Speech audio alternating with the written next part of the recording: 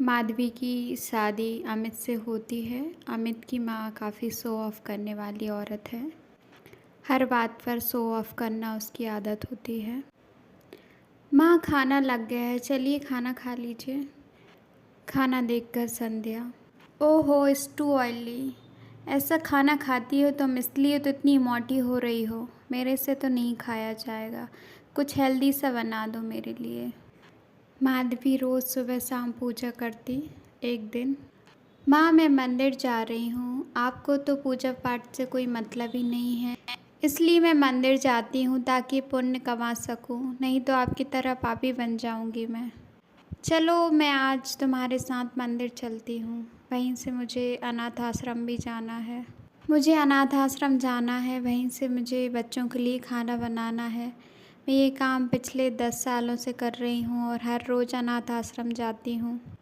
इसमें कुछ नहीं रखा है माँ, भगवान की भक्ति ही सबसे बड़ी श्रद्धा है। दोनों ही सास बहुएं अपने अपने कामों में लग जाती हैं। एक दिन माधवी अपनी काम वाली को डांट रही होती है। क्या हुआ बहू, क्यों डांट रही हो तुम शांता को? शांता तो हमारी वफ़ादार नौकरानी है, काफ़ी समय से अपने घर में काम कर रही है। क्यों डांट रही हो बेचारी को? अरे माँ, ये 1 हफ्ते बाद काम पर आई है और बहाना बना रही है कि मेरी बेटी की तबीयत ख़राब थी इसलिए नहीं है। मैंने तो कह दिया कल से काम पर आने की कोई ज़रूरत नहीं है। संध्या को देखकर शांताबाई, मैम साहब मैं तो आपके यहाँ कब से काम कर रही हैं, आप तो मुझे अच्छी तरीके से जानती है। मैं झूठ नहीं बोल रही, मेरी बच्ची की तबीयत ख़राब थी इसलिए मैं नहीं आ पाई। माधवी, हमारे घर पर काम करने वाले लोग हमारी फैमिली के सदस्य हैं और मुझे शांताबाई पर पूरा भरोसा है। शांताबाई तू घर जा और पैसे भी लेकर जाना थोड़े, और किसी चीज़ की ज़रूरत हो तो फ़ोन कर लेना।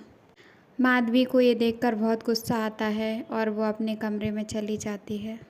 माँ जी को लगता है कि ऐसे काम करके वो पुण्य कमा लेंगी, पर जब तक वो मंदिर नहीं जाएंगी, मेरी तरह पूजा पाठ नहीं करेंगी, तब तक उनको पुण्य नहीं मिल सकता।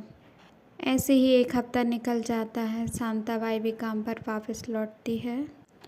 थैंक यू माँ जी, आज आपकी वजह से मेरी बच्ची की तबीयत ठीक है। आप तो मेरे लिए भगवान का रूप हैं। अगर आप नहीं होती तो मेरा क्या होता? आप तो मेरे लिए भगवान से बढ़कर हैं माँ जी। माधवी उन दोनों की बातें सुनकर हंसने लगती है। इनको भगवान पुण्य देगा और हमें क्या देगा फिर? तभी उनके घर का माली वहाँ आ जाता है। हाँ बहू रानी, मैम साहब को तो भगवान हमेशा खुश रखेगा, क्योंकि ये दूसरों की मदद करती रहती हैं बिना सोचे समझे। वो सबका ख्याल भी रखती है बिना किसी भेदभाव के। नताशा सबकी बात सुनकर समझ जाती है और अपनी सास से, माँ मैं रोज़ पूजा पाठ करती हूँ, मंदिर जाती हूँ, पर आज तक किसी ने मुझे भगवान नहीं कहा। लेकिन आपके बारे में ये सब सुनकर मुझे बहुत खुशी हो रही है कि पूजा पाठ करना नहीं, बल्कि दूसरे लोगों का भला करना भी पुण्य का काम है।